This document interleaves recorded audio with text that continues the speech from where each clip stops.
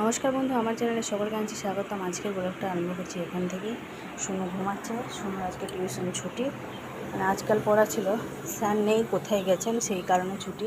আর সকাল থেকেই বেশ বৃষ্টি একদম ভালোভাবেই হচ্ছে, সারা দিন শুধু এই করছে, একবার কাপড় শুকনো দিতে হচ্ছে, একবার তুলতে হচ্ছে, এই হচ্ছে এখনকার দিন।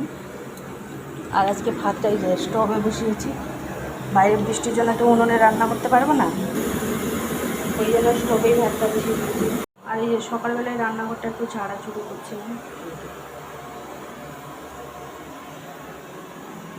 তো এখন এই যে একটুখানি চা করবো, মাকে দেবো, আর একটুখানি চা খেতে ইচ্ছে হয়েছে আজকে। আর সুনুকে আজকে টিফিনে দেবো আমি ওই আলুর পরোটা। চলুন তাহলে একটুখানি প্রথমে চা খেয়ে নিই, তারপরে রান্না বান্না তো আছেই। এই যে একটুখানি চা বসালাম মার জন্য আর আমার জন্য, আর ওদিকে ভাতটা বসেছিলাম, ভাতটা বেশ ফুটেও গেছে। গ্যাস স্টোভে সত্যি খুব তাড়াতাড়ি হয়, হ্যাঁ। চা একটুখানি করবো, বসিয়ে দিয়েছি এদিকে ডাল। এই যে যেভাবে বসাই ওভাবে বসিয়ে দিয়েছি ডালটা। এবার একটুখানি চা খাবো, সর্ষেটা একটুখানি পেস্ট করে নিলাম তরকারির জন্য। এদিকে শুনু বললো ঢেঁড়স ভাজা খাবে। প্রথমে ভেবেছিলাম ঢেঁড়সের ওই টক চচ্চড়ি করবো, বলছে না আমি ঢেঁড়স ভাজা খাবো। ঠিক আছে, ছোটো ছোটো ছোটো ছোটো করে ভেজে দিলে ভাজা হয়ে যাবে। এই যে ভাতটা এদিকে হয়ে গেছে, নামিয়ে রেখে নিয়েছি। এদিকে আলু পরোটার জন্য যে পেঁয়াজ কুচি, টমেটো কুচি, লঙ্কা কুচি একটা দিয়েছি। শুনু এদিকে ঢেঁড়স ভাজা খাবে, মা কুচি কুচি করে কেটে দিয়েছে। ডালটা হয়ে গেছে, এই যে ডালটাও নামিয়ে নিয়েছি।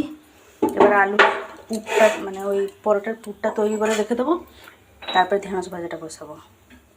আর ওই কচু, আলু, বেগুন, পুঁই দিয়ে নোনা ইলিশ দিয়ে একটা তরকারি হবে। আর আমাদের তো এই হয়েছে ডাল আর ঢেঁড়স ভাজা। ঢেঁড়স ভাজাটা এদিকে বসিয়ে দিয়েছি। আর এই যে আলুর পুরটাও রেডি, মানে ওই পরোটার পুরটাও রেডি হয়ে গেছে। আলু পুরটা ওটা ঠান্ডা হতে হতে ওই ঢেঁড়স ভাজাটা হোক, তারপরে আমি একটুখানি ওই আটাটা মাখাবো।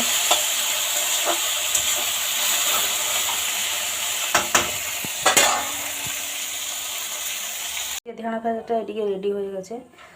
আর এবার আমি এই যে আটাটা মাখিয়ে নিয়েছি, লেচিগুলো কেটে নিয়েছি। এবার নিচে বসে আস্তে আস্তে করে বেলবো, ঢেঁড়স ভাজাটা নিচে তুলে নিই।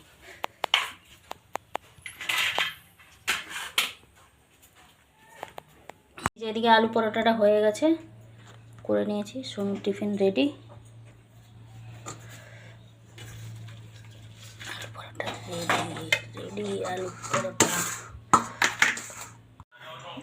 বেজে গেছে দুপুরে 3:20।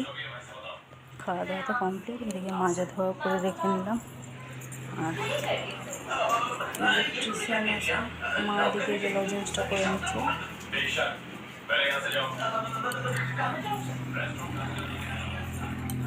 ইলেকট্রিশিয়ান আসবে, জানেন তো, কালকে এসে গেছে, মানে ওই কালকে এসে দেখে দিয়ে গেছে। এই যে বোর্ডটা যে অন অফ হয়ে যাচ্ছিলো এটার জন্য, ইনফ্রারেড জন্য,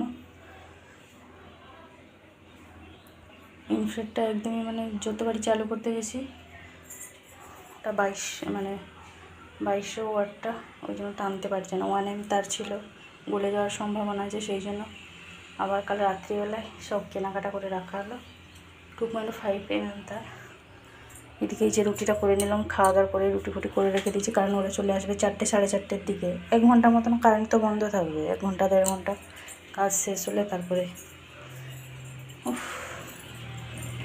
হয়ে গেল আমার রেস্ট। হ্যাঁ, ছাদে সব কাপড় দেওয়া আছে। আর বলিনি, এখন কি সুন্দর রোদ বেরিয়েছে, গরম লাগছে। আর সে গমটা নিয়ে 2-3 দিন হলো যে জ্বালা যন্ত্রণাতে ভুগছি আমরা, বলার আর উপায় নেই।